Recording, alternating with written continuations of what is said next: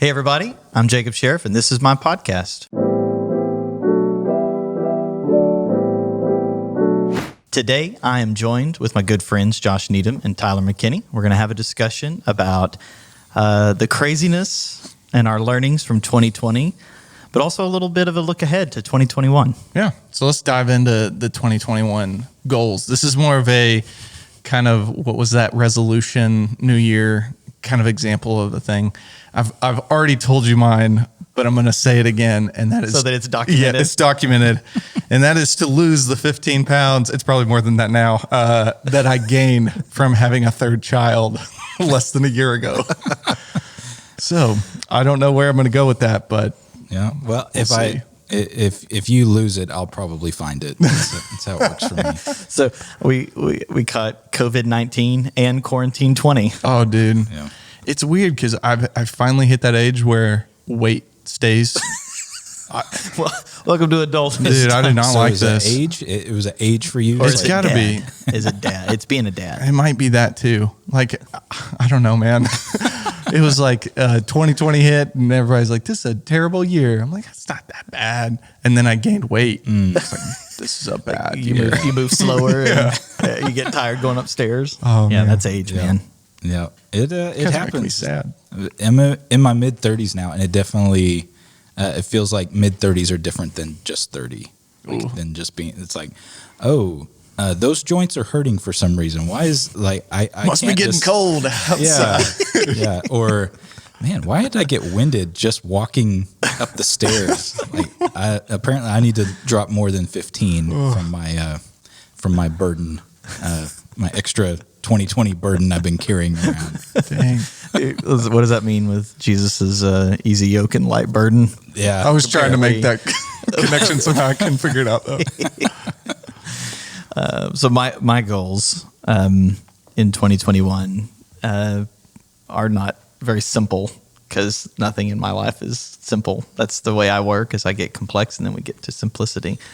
However, my wife and I, we take 2 small little trips a year and we talk about our family and our life and the things we're looking at and looking forward to. We went through an exercise this year at our anniversary. Our anniversary is in December. And we looked at like a 90-day goal for our family. And it's to have a balanced and healthy rhythm in our schedule, our finances, and spiritual disciplines. And so we are working towards simplicity in our calendar because we have 5 children. Mm-hmm. And we could talk about a lot of our learnings in 2020 because halfway through 2020, we had a family of 6 move in with our family of 7. So there are 13 humans and 1 dog in our house. And so we realized numerous times we're a family of 5. We're not a family of 2. Yeah. And you hit that point where a family of 2 and a family of 3 is not the same thing. No. You can't act like a family of 2 with 3. And we're at 5, realizing we're not a family of 2 anymore. There's a lot of our things that we do that are like a 2 and 3 kid family. Mm-hmm. We just can't do anymore. So our goal, and it'll be 90 days, not 2021, but first quarter 2021, will be to simplify, get in a healthy rhythm in our schedule, our finances, and our spiritual disciplines. So what's the deadline? What's the last day? Spring break, March 2021. What's the measure of success? Like, how do you, at the end of it, you go, we did it. So we have 5 defining objectives. Okay. I'm really curious about this. So I am considering doing a life group in the upcoming semester. Well, don't spoil everything then, but. Well, I'm not going to spoil it. I actually now becoming pretty passionate about this. So it actually comes from a Patrick Lencioni book that we both read in early 2020, 3 Big Questions for Every Frantic Family. And I read that title. I'm like, that's us. Frantic. Hey. The marketing team was like, all right, we've got this family we're observing in Texas. Yeah. They're our exact market. They're the Sheriff family. They found me. They invited an extra family in for this book is for them. Yeah. So there's 3 big questions. And so the first one is what makes your family unique, which was a really cool process of discovering our family values. Like what drew us, Hannah and I, together in the first place? What made us unique? What made us like together, the things that we shared in common? And like, what does that mean now for our kids? And it's been really interesting having another family who, I mean, they're related. So it's my wife's sister, Josh's sister, and her husband, and we're really close friends. And like relationally, we're close. Parenting styles pretty similar. So like, there's a lot that jives, and it's working. But it's interesting the things that you particularly point out in your children that now you have other children, and then you're tempted to do for them. But like, these aren't my children. Right. I'm their uncle. So that's been a really good learning on like, oh, well, these things really matter to me, and I didn't realize they mattered. I parent around this value. Right. And so one of, for Hannah and I, a value is order. And we've tried to figure out like, what is it with that value? And it comes down to discipline. It comes down to honor for us. So like, it was really good exploration for that. So our defining metrics for our first quarter 2021 goals are to celebrate Sabbath weekly. We have not done well as a family talking through what does celebrating the Sabbath look like as a family. We've been working for about a year. It's like 60 something weeks of like trying to just figure some of these things out, and never landed on certain things that like this, what makes the Sheriff family have a Sabbath. And so that's a goal. So we figure out how to properly celebrate Sabbath, not being legalist, is one. I'm remembering all this off the top of my head. A clearly created and communicated monthly budget. So we've been working on a budget for a long time, but it's a little bit of a messy process, and Hannah and I haven't figured out a good rhythm on how to talk about it, how to talk through big purchases, just things like that. Then the third thing is a family gratitude and prayer practice. So we talked through like, what are the key spiritual disciplines that we really want to get in our children, and what at the top of the list is a gratitude discipline. Gratitude journaling is something I've made a part of my life. I just hit in December. I hit 3 straight years every day. Wow. Gratitude journal. Congrats. Thanks. Is that a humble brag? Last time I did a humble brag. No, I'm sorry. Props. It's a core spiritual discipline to me. Yeah. Because I am a skeptical and cynical person. Right. And I have to work against that. And so what I do is realize I got to access grace. Well, like that's what we want our children to experience. Because there's so much it's easy to be cynical. It's easy to find what's bad. It's easy to identify what you're not getting your way in. It's not as easy to find what we're grateful for. And so you have to practice that. So we want to practice gratitude and figure out creative ways of doing that. And then a clearly crafted and communicated weekly and monthly schedule and calendar. So once we establish, here's what our calendar looks like, we're creating working assumptions. So like basic rules. So a working assumption would be 4 out of 5 school nights, a consistent bedtime routine. Yeah. We can break it once a week. Things like that. So it's that kind of schedule, a clear morning and evening routine that includes spiritual disciplines, not just like, because I mean, we have in our home, we have 7 children to get awake, and to the bus by 7:05 right every morning. So homeschool, man, that's what that's for. It fixes all that. So let's just say that 99 out of 100 mornings don't have a very intentional spiritual practice. Right. It's more, how do we get 7 children dressed, fed, and at the bus on time? Yeah. So that one. And then the last one, now I'm struggling to remember what the last one is. That's the that's what it is. Yeah, you gotta recall. Craft a healthy rule of life for our family. So a rule of life being spiritual disciplines for a family. So that's by spring break 2021, we'll have those 5 objectives achieved. That's so I've created action lists for each one. And yeah, that's what it takes to be a family of 5. Yeah, I think I need to 5 spend some kids. time thinking about my 2021 goals. Yeah, I shouldn't have went first. I shouldn't. 15 pounds versus. Well, so we already know that our second goal is going to be around physical health, because that's something that with 5 children has been easy to neglect in my wife and I. I'll take that as I'm ahead of the curve. You're ahead of us on that. Yeah, knock it out when it's 15, not when it's 60. 15's tough enough. It is pretty tough. By the time I hit 30, my, you have a weight that you kind of like hover around. That ceiling went up. Oh no. And I realized to get below that level, that threshold is not going to be through just the natural rhythm of life. Yeah. I will have to do something intentional to get below that ceiling. I can generally just, it's fast enough and oh my God, create spiritual discipline fast enough. I can get to that, but that's a floor that I can't seem to get below unless it's going to require diet and exercise, which is just how it comes down to it. Yeah. Yeah, I don't believe in those things. No, I'd say for me, the things that come to mind are, there's a lot of things that I think actually started in 2020 that I want to keep building upon. My family started, I guess it was right before 2020, we started like a nightly prayer routine. And then we took a new scripture each month and we're memorizing that and learning that. And that has gone really well. We've gone through a whole year of that. So our kids have 12 scriptures really well memorized. That's pretty cool. Yeah, it is cool. But then there's the maintenance part of that. I was like, okay, well, we did that. Now, how do we kind of reinforce that and apply that and not just get stuck in a rut with it?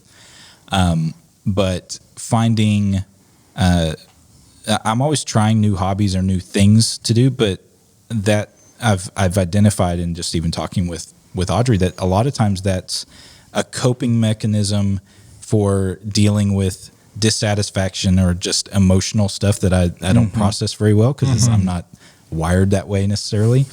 But I'm being more intentional about bringing her even into those things. So hey, we're going to read this book together, or we're going to do this thing at the same time, and not use them as a means of isolation or escape. Yeah. But try to be inclusive with those things. So I've had a lot of fun even starting new things with my girls and with Audrey, and I'd like to keep doing more and more of that this year. That's awesome. Be good. I saw through the year, now that I'm thinking about that, through the year you guys posting about the scriptures that your girls are learning. Yeah. That's awesome. Yeah. It was pretty cool because, you don't really know what the capacity is, right? Because you're like, all right, we're going to learn a memory verse, but will you remember it next month? Right. But we did this thing for a while where we would review each one of them every night, and you could tell they would really start to sink in after a while. And it was a really cool learning experience. And now it's kind of ingrained to the point where my girls are the ones to bring up prayer time. Like if it's like, all right, guys, it's time to go to bed. What about prayer time? Yeah, that's when it's, and that's cool. Really, that's a really important threshold. Yeah, because none of us want to be religious in that like legalism, shoving religion down our children's throat.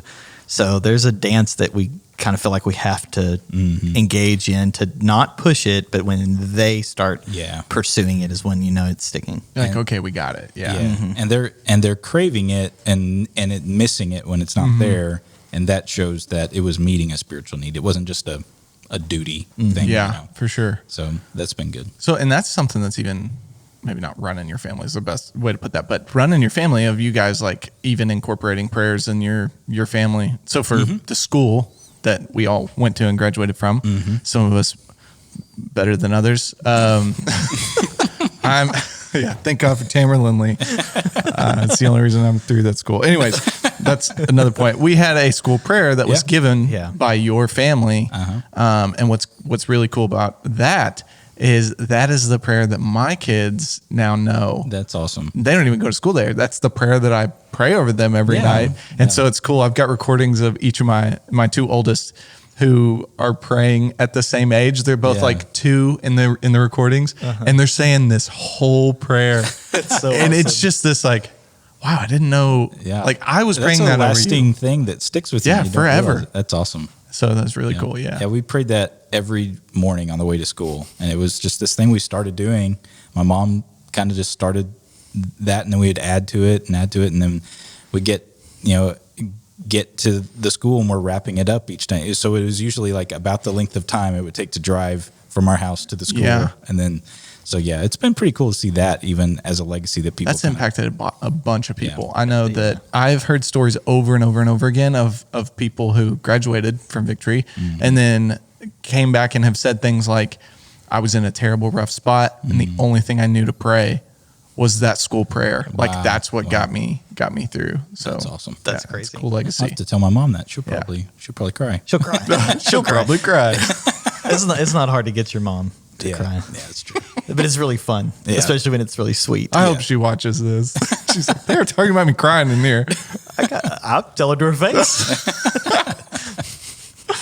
Cool. I always wonder every time I preach that I know she hears. I always wonder if I do a good job while I wait for her text. Yep. If she sends, like it's the best message I've ever heard. It's like it might be a little exaggeration, but I appreciate it. Yeah. I know I got one cheerleader out there. Just the crying emoji. Yeah. like, yes, I did it. I did. So it. good. Yeah. It's awesome. Okay, so we've hit 2021, things to look Yeah. forward to, but we also want to reflect on 2020 Yeah. and look back and see what are some of the things that we learned, what are some of the things that Cue the sinister music. encountered. Bum, bum, bum. Yeah, some of the just crazy moments maybe that happened. So each of us have been quarantined. Yep. You've been quarantined Twice. Yes. Yes. So that's no fun. Yeah. Yeah. But just some of the lessons maybe that were learned, and I think we can all. Technically, my family was quarantined the second time. Yeah. But that's not much different. Yeah, but it's just I think there's a lot of positivity that we took out of that. Yeah. That could be a good perspective for some. So, Jacob, you want to kick it off? Reflections on 2020. So reflections on 2020. So it's a little overwhelming to think through. Like, oh wow, like that all happened in 1 year. Yeah. So at the end of 2019, my dad announces like, hey, he's handing a lot of the vision over to me. And so we end 2019 with a process of figuring out like, what do I see as the vision of our church for the next 5 years, and making some pretty big organizational shifts and various things like that were now under my responsibility. And we were going to start the year and talk through kind of a how do we start really working together as leaders, and anyway, just starting that transition process. And then I start dealing with there's some pretty major issues in the ministry in January. And so I was traveling a lot, and I was dealing with some really challenging ministerial things. And while I was on the road, my dad has a heart attack. And I was in Colorado at the time. That was this year. Yeah. Wow. Yeah. Yeah. Has a quintuple bypass. And so I drive back by the time he gets out of surgery. And so that's how I started 2020 was, okay, we can't walk alongside each other this year. Like, I'm going to take this, and then when he's better, we'll figure this out. Yeah. At the whole time, like, I mean, I could talk about learning later, but like, there was just a piece in me that like, this is bad. It's not good, and it's not going away quick, but I believe it's going to be okay. I don't know how long, but it'll be okay. So I did have a piece in the middle of that. And then before he's even able to be public again, so this is about a month and a half, he's still in the early stages of recovery, which were pretty intense. The first 3 months after a major surgery like that is really intense. And so there was a lot of limitations, we couldn't even go see him at certain times. I mean, there was a lot of limitations. And so there was basically, I didn't even want to talk to him about what's going on. So it really was like, for about 2.5 months, he wasn't here. Not to say that he died. He would like it was like equivalent to him having died. Yeah. So it's like it really is like it's me leading and leaning on our elders as best as I could and knew how. So then 6-8 weeks after that, global pandemic, where now what the whole landscape of how we think about church, how we think about civic engagement is just completely in disarray. It's completely different. And like, I have to make this major decision. Like, we're being told 15 days to, like, I got to shut down our church. Like, that's never happened in our church's history. So that happened. We all remember those things. Then, like making critical decisions. My dad's starting to re-engage a little bit, but it's tough to even see. He can't rush back in. So a lot of it was like almost like consultant to me. But I've got a lead, and then a few things where he can step in here and there. And it was really encouraging that even before we came back, because the 15 days turned into 2.5 months. The church was able to see that he's okay, he's getting better, that's okay. But there was still a sense where he could be on video talking about Jesus, but Right. I've still got a lead. And so, we make major decisions on changing how we're meeting, all those kinds of things that happened. And then we punt Jubilee to later in the year. And that's a big risk because we don't want to do anything outside of the regulations and parameters. You don't want to Right. put people in danger, but we're also here to celebrate, and this is really important. And to give some context for Jubilee, it's our church's huge conference It's huge once conference a year. for our whole church, and We typically have it at a big event center. It's Right, around yeah. 3,000 to 5,000, Yeah. something like that. So, and then 2 weeks before Jubilee, I actually get COVID. Yeah, I remember And that. so Yeah. while everybody was in quarantine, I still had to work because we had to meet and figure out how to lead the church digitally. And I couldn't do all that from my home. So I was still out and about, not a lot, but enough that it didn't feel like quarantine to me. My wife, on the other hand, had all 5 children at home from March till the end of the school year, and so that was.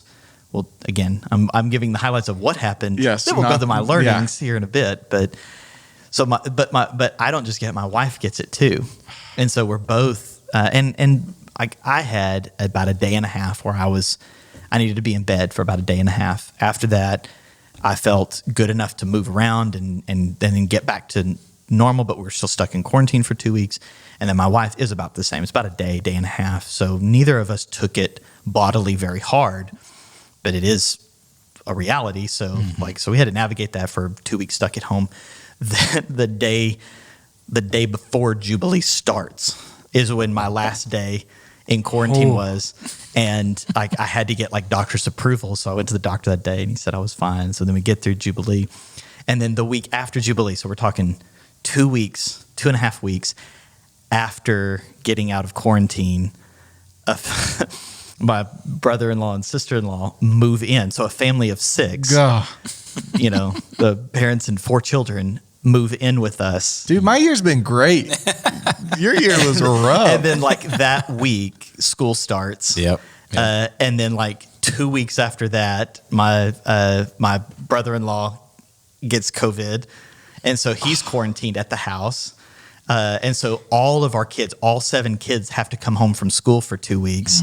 And so anyway, that was what. So all of that has happened, and so that's been 2020 for me. It's the year Golly. total disruption. Yeah. The Complete. normal, anything that would have just been outright. This is status quo. This is not It referring to changed. the election. Yeah. This is just life. Or even the riots that were going on all through the summer and up till election and even after. So it's that's all happening at a national scale. That's all what I was referencing. That's all personal that's gone on in 2020. See, if any other year you had all the things that happened to you, everyone would be like, dude, you had such a hard year. You know what I mean? Now everybody's like, but now it's suck it up, man. yeah. So I mean, I don't want to monologue my learnings, Right. But what I will say is an overarching, as I was reflecting on this and going through my reflection practices around the year, it's that first of all, what my wife and I went through with our son in Urias and that process of learning how to stand in faith, learning how to endure through difficult seasons and the season be prolonged. It's not like an immediate change. Was practice for 2020. It was like a little mini trial that's where this year I didn't feel like chaotic or like I'm going under, kind of a deal. There was still lots of challenge, lots of things that did try to bring fear or anxiety or overwhelming stress, but overall, it's like I had ground to stand on. Yeah. And so to me, it's like the overarching thing that generalizes all of it is I can't say that there was a bunch of new learnings as much as it was an awareness of some foundational things that have existed for many years in my life. Some of those things were put there by my parents. Some of those is just a part of learning, being a follower of Jesus. And then some of those things were very specific, either things that happened to me that I learned from through the course of my adult life, or intentional choices I made to grow in. Those foundational things are what got me through this year, or what I've learned from this year. Simple things like my Jubilee message was about very simple: trust and obey. Mm-hmm. That's not profound. It's not divine revelation. It's almost overly basic. Yeah. But like I cannot express how powerful something so simple of like, listen to Jesus, mm-hmm. trust him, and obey. No matter what it is, no matter what he says, no matter how crazy it sounds, just do that. Things like the peace that comes from intimacy with him, or don't get to a place where you are just allowing life to happen to you, but to be purposeful and intentional about life. None of these were like profound things, but this year reinforced this is what gets you through challenges, to where by the end of 2020, I'm like, we made it. We're good. Mm-hmm. Like, we're going to be okay, and we're able to move forward. Yeah. And there's any one of those things that's happened in 2020 could have easily I could have folded under the pressure. Mm-hmm. Well, I'll say, to the simplicity of the message, right? 8 years of youth ministry, even though something was simple, like oftentimes it was the most, what's the word? Abandoned or just like ignored, I mm-hmm. guess. So it's because I've heard this 1,000 times, right? Mm-hmm. And right. I mean, regardless of age, I feel like that's the biggest thing. So that whole trust and obey, that's really simple. Like, yeah, I've read that, I've heard that, it's ingrained in me. Yeah. But at the same time, that doesn't mean I'm practicing that. Mm-hmm. So that healthy reminder is sometimes a really, really good thing. Oh gosh, it was terrible. It was hard. It was a hard learning again. Like from the first couple weeks of 2020, it was like, why can I not see past 2 weeks? Yeah. For whatever reason, the Lord's not revealing more than 2 weeks to me. So, all right, Lord, what do I have to do in the next 2 weeks that is to obey you? Mm-hmm. And often it was like one or two, sometimes very hard things, but it wasn't 15. It wasn't a 3-month plan. Yeah. It was do these 1 or 2 things. And it was like, yes, sir. Like, yes, I will do it. And it's like, I couldn't have predicted my dad, what happened to my dad. No one predicted a global pandemic and a total economic shutdown. Yeah. You can't predict these things. And so at this point, like I do struggle with the desire for control. Mm-hmm. And sometimes strategy and planning crosses a line from being healthy for me into an unhealthy line of control. And I think the Lord was teaching me that from like week 1 of 2020 is like, you're not that smart. Like you don't have enough wisdom. You don't have enough understanding. You're a pretty fragile individual. So you're going to have to trust me. And I didn't like it, but it was, what are my options? Mm-hmm. Give up or trust and obey. Mm-hmm. I'm going to pick that one. Yeah. Yeah. I think for me, looking back on 2020, and even to kind of riff off of what you were saying about the simplicity of that message, a lot of times the simple things don't stick with us until they're actually challenged. Yeah. And this year was a year that if you didn't trust and you didn't obey, then it's that those storms come against the foundation, right? In the parable, mm-hmm. like what is that foundational thing that your life is built on? Yep. Because there was seasons where there was so much uncertainty, right? And mm-hmm. I was just thankful to have have been in a place where some of those foundational things were starting to be built, right? Where had put time and investment into developing some disciplines, and then even had people modeling how to engage in those things. Yeah. Because without that, there is, I've heard you use the illustration before of that the anchor line in a snowstorm, like the thing you have to hold on to. And there was, when you look at all of the craziness that has happened in this past year, without those anchor lines, without that solid foundation and thing to hold on to, it would have been very easy to give in to despair or discouragement or depression or different things. And some of the other learning I think that comes out of that is you start to realize whenever you're sort of put in a crucible, what kind of stuff starts to filter to the top, and you start realizing, wow, I relied a lot on freedom and access to entertainment or whatever to try to sustain my emotional health and happiness. And then when those things get taken away, you realize, oh, that's a deficiency that I've been letting these things fill that, and that's not a healthy thing. And so, and like you said, I went through quarantine a couple of times where whenever I got a positive test a couple months ago and had to shut things down. And there was just this sense during that, I was like, man, I wanted to be in a frame of mind where I wasn't seeing that as like a defeat. And I wanted to have this positive sort of outlook and spin going into it. But then there comes a period of time where it's like, man, I just feel so boxed in, and I feel like I don't have the freedom that I had just a few days ago. And I won't ever forget the last day or the day after my quarantine lifted. I didn't go anywhere. My family still had to be quarantined because of how the timing with the exposure and everything worked. So, but I had the ability to drive to Walmart and pick up a grocery order, and it felt like the most liberating thing. I was like, I love that. I have this. I can go. You're just singing the Sound of Music the whole way there. Yeah. And it gave me this appreciation for just, we don't think of those things as valuable because they're just assumed. Yeah. And whenever those things are taken away, and you realize how much we take it for granted, you can either just get jaded about it and be like, oh man, this whole situation stinks, or you can increase gratitude and you can be thankful.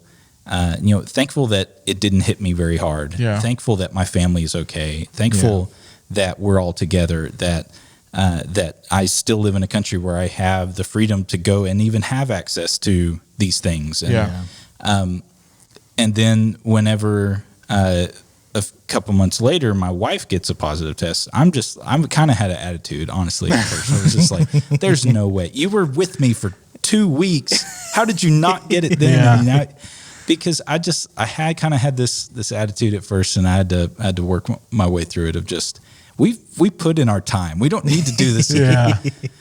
And then I had to deal with my heart because I'm like, you know what? No, you need to be here to support your wife during this. She helped you during this first time. And she wasn't feeling too great the first time around, but she didn't get hit with this. And ended up the first few days were pretty rough for her. And it was, I had to kind of wrestle through these attitudes of, this isn't fair, this isn't right. Like, why is this happening again? And it wasn't like I was blaming God or anything like that, but I just had this really kind of crappy, like, self-focused attitude again. And then whenever that started to kind of like show up, and I was like, man, what am I spending my time on? Like, what am I filling myself up with? And I just kind of recognized that, man, I'm not using the time that I'm given effectively. I'm just trying to fill it with stuff to pass the time because I'm irritated at the situation. I'm irritated at the state of the country, irritated at all this stuff that's going on, and I'm just trying to turn down the noise on all that. And instead of turning down that noise and turning up the right things, I was just consuming more and more, just like, I'll watch YouTube for a couple hours or whatever. And then even just recently coming out of that, it's been really cool because at the time we're recording this, we just started the Advent series, and I think the one of the coolest things, even just recently, that happened this week, that to me shows that God is always faithful, and that there's always hope to be found. I mean, even the theme of this week, we're talking about thinking about hope and things like that. And we're all sitting around as a family, and we had just come out of quarantine again, and I can just still tell there's a bit of this kind of funk of this, just like, man, we were locked up and we didn't like it, but we got through Thanksgiving and had a good time. We were rested, and then we hit our prayer time that night, and I just could feel the Holy Spirit saying, "Hey, slow down, just wait."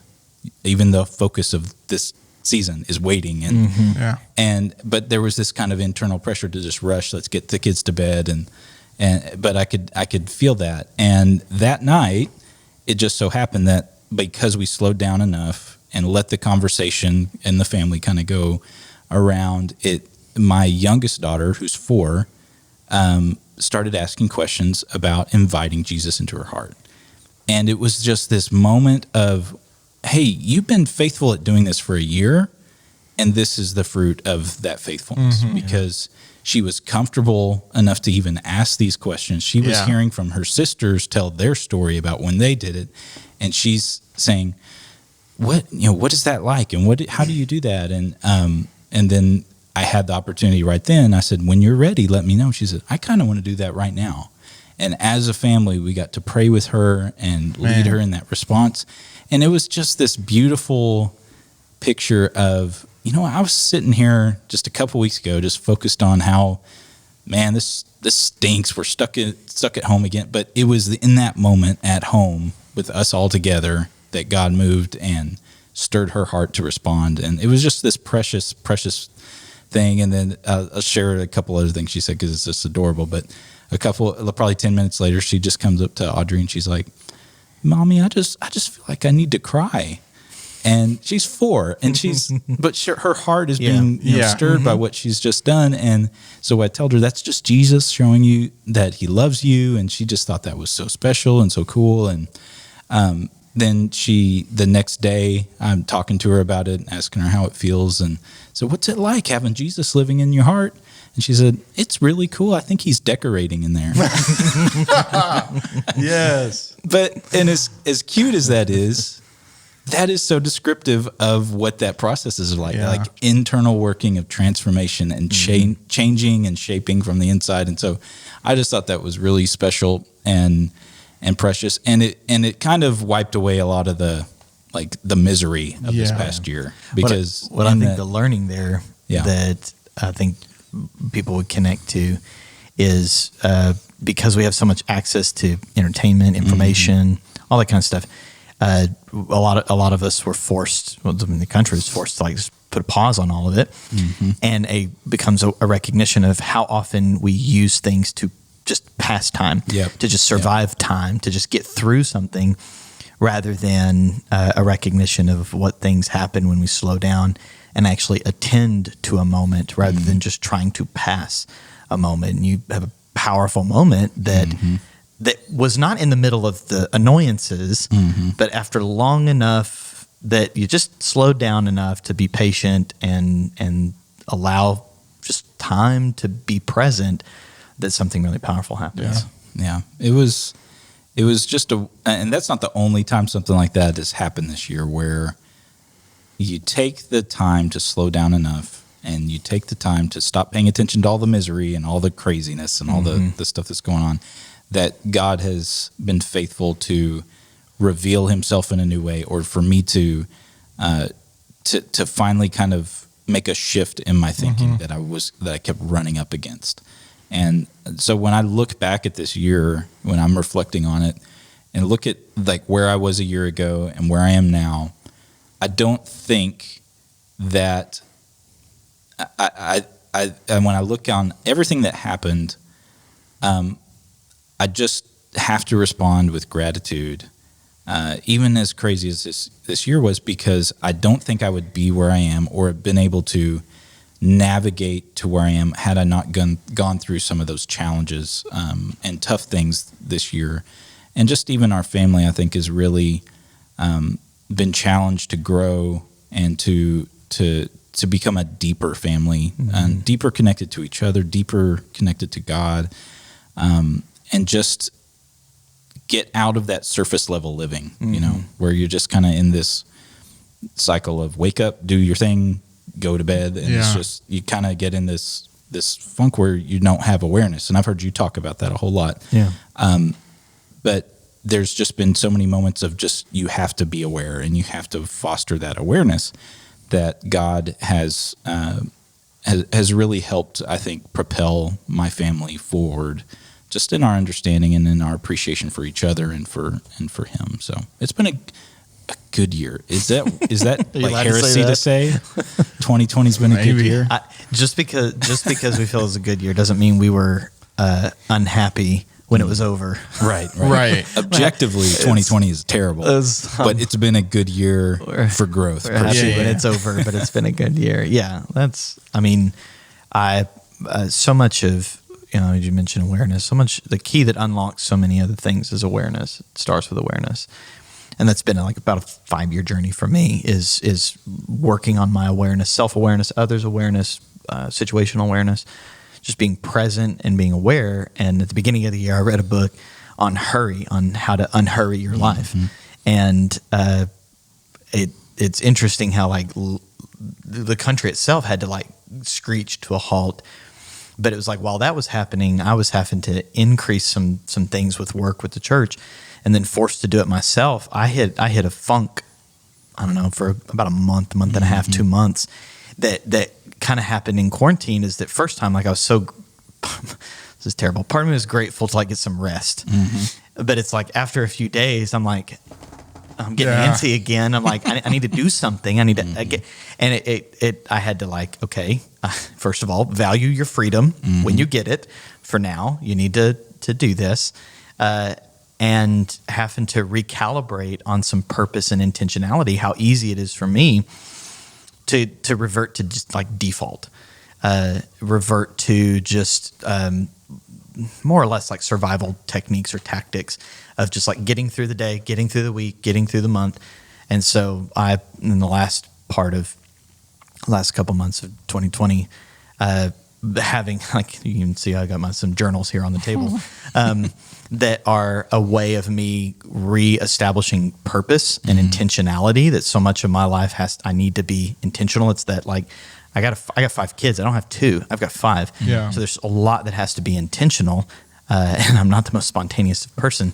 But some of this intentionality is around awareness. Centering my life around Jesus. But then what happened, my learning right after that, just reestablishing some purpose, because I got in a little bit of a funk being in quarantine, like missing out on purpose, like I can't do anything. So I just like, I was not happy with myself. I mean, I think we can all acknowledge, like, humans are not designed to be quarantined. No, dude. Like, it is bad for the soul. It's bad, and obviously it's necessary. Sure, but it's not like we were designed for more than that, right? Yeah. And so, my learning right on the backside of this, we're reestablishing purpose, intentionality, is understanding patience. And at the time of recording this, it's going to be in a couple weeks. I get to share in a message about waiting and some fresh learning, and I'm trying to distill this down, but it basically has come down to patience is learning how to live on God's time. Like, God is annoyingly patient, and I have underestimated how much desire control and instantaneous, whether it be growth, even God-oriented things, and how God's content for an acorn to take a long time to become a tree. And so he's content to allow a long time in my growth and other people's growth. And I just have to learn what we learn in patience is learning just how to be content and at peace in God's timing, and recognize how little control we have. But we can either get mad and try to exert control, or I can learn to be at peace and in patience with God's timing of things. And that's not easy. And it's been a hard learning. It's still pretty fresh in me, learning that patience to really settle in on God's timing and that patience turning into endurance, and that endurance turning into character. Yeah. I had a Facebook memory pop up from 10 years ago that I just thought was so ironic with the season that we're in right now. It was something I posted, and it just shows my emotional maturity 10 years ago. I was complaining about how UPS tracking numbers, which were a pretty new thing around that time. Around that time. It was like, oh, thank you, UPS tracking numbers, for making it seem like this cool thing that's supposed to arrive is taking even longer. And I was like whining. It was probably some computer part or something. And I'm just sitting here thinking, man, that is so just so impatient. And I think to where I am now, and God even dealing with me on patience. And I'm like, yeah, I'm thankful I'm at least not just whining about UPS tracking numbers. 10 years. Good job. 10 years. Dang. It took me that long, but we got there. It happened, though. That's all that matters. Yep. Well, for me, we had our third child at the end of 2019. Mm-hmm. So this year was going to be a year learning, regardless of what happened. Because, I mean, both of us have more than 2. Yes. Yep. So it's, from experience, it is a pretty big jump from 2 to 3. So it's not the same as 1 to 2. The first thing I said to Caitlin, because I had remembered you telling me it's the first time you're outnumbered. Mm-hmm. And I was like, we'll see. We'll see if it's real. Oh my goodness. It is so real. It was crazy. Yeah. And this baby has been, first off, he is the best baby so far that we've had in terms of sleep and cycle and all that stuff. But he is also, I don't want to talk bad about my kids. He's very clingy to mommy. Yep. Which makes things very difficult for daddy, right? Later. So it's things like, you got those 2. I got this one, which there's nothing wrong with that. I'm totally fine with that. But I'm tired, right? Like I'm worn out. And so it was and to boot, you have all boys. Yes, all boys under 5 too. Yeah. So that was difficult. But I don't know what that's like. Josh has 3 girls. Yeah, you have girls. Yeah. 4 little sisters, 3 little girls. Yeah. Josh has been around women, a lot of women, your entire life. This podcast should shift. Yeah. Josh's advice. But also, we're at this stage with my 5-year-old where we're talking. So it's funny you brought that up. We're talking a lot about patience. Mm-hmm. So we're saying things like patience is a virtue. We're like, we know you don't understand what the heck that means, and that's okay. We're trying to establish some common language, and we'll get the understanding in a bit. But just things like, Dad, I'm hungry. Mm-hmm. Okay, hold on. Like, I'll get to it. Let me do this one thing first. But I'm hungry right now. Right. I'm like, I know. Yeah, I got me too, bro. Like I'm starving. It's 12:30, and he's like, Dad, I just, da da da. And we're kind of demonstrating and showing patience, and then we hit quarantine, and so quarantine happened, or at least we had to stay home for 15 days, which turned into a lot more. And then when your brother-in-law, I guess both your brother-in-laws. What law? Did I say that right? Okay. When he got COVID, I also got it. We were quarantined at the exact same time. So that, oh my gosh, it was so. I was very frustrated, because I had some context here. I had just gotten sat in as the worship leader at our Sherman campus. Yep. Like literally that day. Yep. So we have 2 services. We have the 9 and the 11. So the 9 o'clock, they set us in. We pray. We do all this stuff. So we're prepped for getting set in at the 11. My in-laws are coming. That's when all my family's gonna come. Like it's this big deal. And in between services, it was right after worship on the first service. I was like, man, I don't feel great. Like I'm feeling a little rough. And I was like, I'll be fine. I'm going to go get a coffee. Like, it's probably that. It's typically that. So I went and got a coffee. Caffeine withdrawal. It's amazing how much we medicate ourselves with coffee. Anyways, that did not help at all. It made it so much worse. And so I go to the campus administrator's office. I'm like, hey, you might need to check my temperature. And she's like, okay. So she texts me. I'm like a 102.5. Yeah. And she's like, go home now. Yeah. Then my car won't start. I had left the light on. It was just this like, it was like boom, boom, boom. Yes, it was awful. And so I call my in-laws first because they have to drive. I'm like, hey guys, don't come down. Like, I'm going to have to go get a COVID test and da-da-da. And so then I call my wife and she's upset. It's not my fault. She's like, I know it's not your fault. She's frustrated. Like, I know, me too. Yep. But that experience we've had conversations about this actually. I am a little bit of a workaholic. So like I just get into something and I can't stop. I don't know where that comes from because in high school, that was not me at all. Temptation. No. And so you were a teacher of mine there for a little while. So no, I just was not that way at all. And then it was like all of a sudden I'm having to fight the temptation to work. Like I'm just wanting to work and work and work. And now I'm heading into a situation where I literally cannot work and people won't even send me work to do. So I'm just at home, literally at home. And it was about a day and a half for me as well. So like the first day was really rough. The next half day wasn't that bad. It was more of a headache. And then after that, I was totally fine. So that means, there were it's like 12 days. 12 days of nothing. And so, and it's not like you can be like, I'll just go get something to occupy my time. No, or I'll go to the park or something. Oh, that's not real. So I was like, I don't know what I'm going to do. I don't know. And I remember kind of thinking through like, what can I do? What can I try to do? And I kept trying to do something. And I just felt the Lord kind of similar, just say that like, slow down.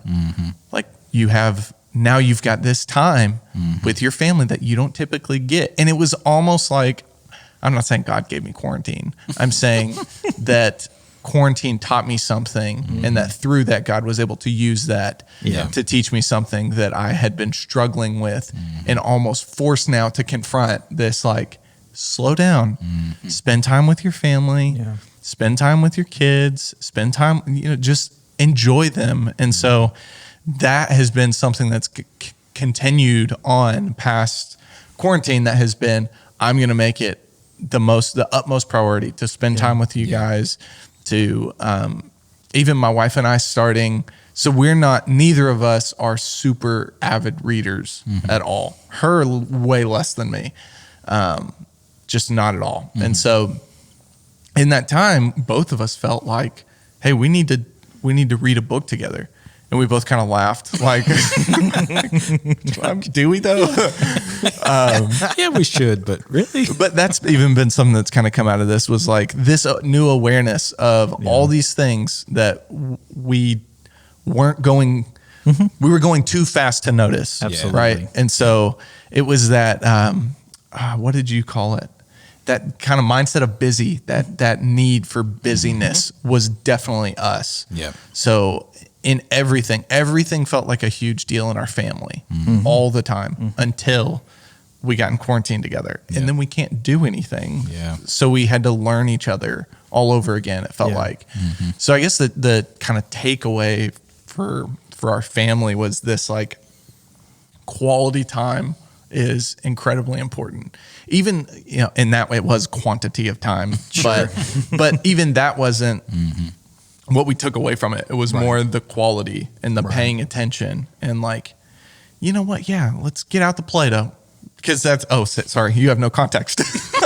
In our family, the boys are always like, can we get the Play-Doh out? And we're like, no, like, it's going to be, that's a mess. Oh my gosh. I implemented a Play-Doh ban not too many years ago. Yep. Because it was just, or the slime was a big deal for a while. We have a lot of ruined carpet because of Oh, slime. man. We have a slime ban. And my daughter, who's so creative and entrepreneurial, makes slime and sells Ooh, it to her friends. Look at that. Yeah. So she sure the turns a parents- profit. You mean clients? Her clients.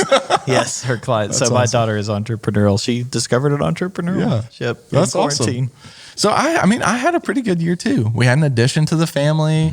We had to navigate that. That was a little difficult, but he's been such a blessing. He got dedicated a few weeks ago. I can't remember the date. But it was so cool because your sister had this word for him, and she gave a little bit of it on stage, but then she came up to me as I was picking up the kiddos from the nursery, and she was like, "Hey, I just want to further like go into that a little deeper and just put this word of peace on him." And it was so crazy because he is that, like, he's not the crier. He's a little whiny, but every baby's a little whiny. Every baby boy Yes. Yeah. is, well, I say every baby boy. Every one of my baby boys. Yes. Just a little, that. whiny, and that's okay. But just, there is a sense of like, he brings this peace. Yeah. He's just so calm. It's in his eyes too. He's very, like, it's a gift. It really is. And that's one of the first times that especially that young, that we've seen like, oh, like that's in you. Yeah. So it was really cool. I am curious, and this is just kind of something that's floating out there in my mind. Like, what are our kids going to remember about this year, like moving forward? Yeah. Right. Because it's been so bizarre hearing my 4-year-old say things like, when we get out of quarantine, and her actually say quarantine correctly. When coronavirus is gone, I want to go get ice cream. Like saying stuff like that. Yeah. Like how much, and it's not that it can be, it has to be a negative thing, but is this going to be something that they look back on and remember and say, hey, we appreciate the freedoms we have because of this crazy year. I don't know. It's so bizarre to hear your 4-year-old say things like, Dad, when will COVID go away? Or coronavirus go away? Coronavirus. Yeah. That's awesome. And My I'm kids say coronavirus. You can actually pronounce that word. That's really cute and sad. Well done. That's awesome. So we've all had some big lessons from this year. I think you definitely had the worst year. Yeah. If it's a competition, you win. Yeah. But that, I think all of us having that sense of like, there's something positive in there. Like there was something good to take away. Yeah. Because I see so often on social media everywhere. Mine ended towards the end of the year. I mean, when we're recording this, it's not the end of 2020 yet, but my wife and I's anniversary is December 1st. And so that's when we try to take a little trip. And so I try to take some time to reflect on the year. And that's like our reset time where we make the plan for the next year and all that kind of stuff. But, like the scripture that has been that I've been meditating on and then seeing like, okay, this is kind of what this year I feel like is for me is the 2 Corinthians 4:17 and 18 that talks about that these things, these trials, these light afflictions. And when he talks about light afflictions, I'm like, man, my 2020 was bad, but it didn't make that list. Right. I'm like, I'm not shipwrecked at sea, for three nights. Right. Bit by a snake. But these light afflictions are working in us an eternal weight of glory as we look to things that are not seen. Because if we look at the things that are seen, those things are temporal, but the things that are unseen are eternal.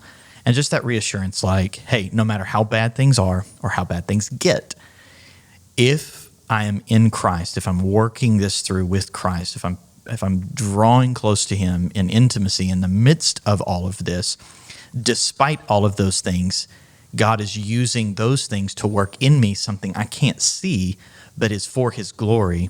And just because I can't see it externally or even see it in me, it doesn't mean it's not being worked. And so my attention has to remain on him, and my confident trust has to be in him, not on me at all, but seeing that I can endure these things because God is using them to do something in me I can't even see myself, may not even be visible to the outside, and it may not even ever be visible in this life, but it is working something that's eternal. And so even if I can't see it or if I can't acknowledge it, God's doing something and I can trust him. And that's been my kind of end of the year settling is like, don't let these things pass by just and survive them. Let them work in me something and be patient with it. Be patient with my wife. Be patient with my kids. I can be an impatient parent sometimes. The older your kids get, you're like, don't you know better? No, they don't. They're children, and they're yours. And so that's just been kind of my settling in on God's word has been, it's working in me something, whether I can see it or not, and it's going to be for his eternal glory. Right. And I think we're not ignoring the fact that it was a rough year for globally, right? Globally. Like Yeah. the reason that we can walk away with positive things is because we do have that trust. We do have that, like, God, regardless of what I'm going through, I didn't get shipwrecked. I didn't get bit by a snake. Like I wasn't thrown in prison. It wasn't just, my year wasn't that bad because I'm not a part of culture and don't see what's going on. It's because, no, I recognize that even though there's crazy stuff going on, I know that God's still in control and I'm not, you know what I'm saying? It's just not this. I don't want it to be misinterpreted that, oh, well, where have you guys been? You know what I mean? Oh, no, I'm very well aware. Yeah, It's been pretty terrible, and that there are big problems in this world. Yeah, and there was a lot more that I'm sure things that you went through as well, maybe that were more internal than just that, what you explained, but things that we have gone through and dealt with. And so, it's not an unawareness of what's been going on. It's more of an awareness of who's in charge. It's also a choice to choose to be hopeful, right? Because our hope is in God. Yep. Because of what we believe, even beyond the craziness of 2020 and however long this pandemic lasts into the next year, we have hope, and that hope goes beyond our circumstances. It goes beyond history. It goes beyond the future. It's confident and assured trust that ultimately one day God is going to set everything right. And that's even the theme of what you have been sharing with the Advent series that we're currently in. And at the time this post, you guys should go back and listen to it. Yeah, for sure. It's a really good series. Yep. As far as I know. Prophetically speaking. I mean, I've enjoyed it. I've enjoyed it. It's been good. It's been my favorite topic. Yeah. Cool. Well, we've got one last thing before we sign off of here. Yep. What are you reading? Nothing, apparently. Nobody's reading. Okay, cool. And that's a wrap. My wife and I, we were working on recreational companionship. So just doing fun things together. And interestingly enough, one of those things is reading a book together. There you go. So I just finished an Unhurried Leader. She's reading it. We're kind of talking about it. And then I just picked up a book for a series coming in 2021 on the gospel, Simply Good News by N.T. Wright. So cool. That's awesome. Well, my wife and I are listening to an audiobook, and this is going to show my nerd card. Sorry, everybody. But it's a fantasy series that I've read before, and this book is called The Way of Kings, and it's been super fun to geek out on it with her. She's kind of looking at me like, yeah, this is cool. And and I'm like, did you hear that? That was important. Because I know the story. And I know how. I'm like, oh, you should pay it. And she's kind of like, oh, what's happening again? Anyway, but it's been fun to. Oh, honey, I love you. Yeah. What was it called again? The Way of Kings. The Way of Kings. That sounds good. It's a novel series by a guy named Brandon Sanderson. And anyway, I'll just leave it at that. That's probably not spiritually relevant to anything that we're good, because mine's not either.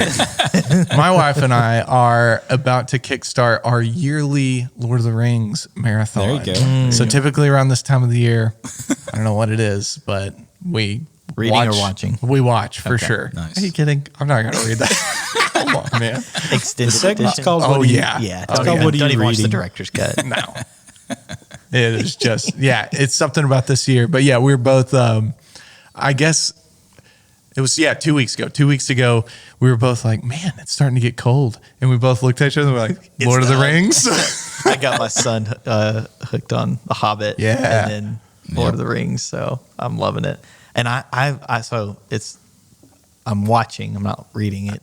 The different YouTube channels on Lord of the Rings lore. Oh my goodness. Holy cow. It's like, some of it's like just really interesting. Some of it's like, wow, these people really thought through the mindset of Tolkien. And then just this awareness, like, this all came from one man's imagination. That blows my mind. It's incredible. So like, I don't know if I'm total nerd status like Lord of the Rings. I want to be. I think but if just don't you think it's didn't have the time. responsibilities that you That's have, true. you I would be. I really love. That is the one fantasy. I'm not much for fantasy. I Right. don't know why. It just doesn't register with So me that's very the well. benefits of having my job, is I do geek out on all these. Yeah, but like I kind of want to geek. So occasionally my little like lighthearted YouTube watching Yep. is on Lord of the Rings lore. Yeah, dude. So there's like 8 or 9 different channels, and they're putting out like daily content on stuff. I was there's some blown away by how much is there and how they find all like backstory on this Yep. person, that person. I'm like, I'm never going to get to read all this, so it's fun to watch that. Yeah, I do the same thing. Yep. Good job, Lord. of the We've Rings. connected now through Lord of the We have Rings one thing in YouTube common. lore. I love it. Cool. Awesome. Well, hey, thank you guys for joining us. Man, this was a monster of an episode. There were like was. 3 or 4 different things written down that we were going to talk through, but I think it landed in a good place. I loved hearing kind of what you guys experienced. If we didn't learn anything out of this year, then we were just asleep, because It was a wasted It year. was For sure. This was a big year. As crazy as it was, and has with all the downside and all the things, the positive things we talked about, this is definitely a life altering year, I think, in the lives of most people. Yeah, for sure. for sure. So if you like this podcast, then like the podcast, Yeah. like the video, subscribe to this channel for more content just like this, and tell your friends. Absolutely. And be sure to leave us positive reviews on iTunes. I know that's a big Yeah. that's a big way of getting this podcast It out actually in front of more does people. help. It is real. That is not something podcasters just say. It is actually real. legitimately works. Yes, and you can do it within the app if you need to. So, all right. Well, thank you guys. We appreciate you, and we'll see you next time.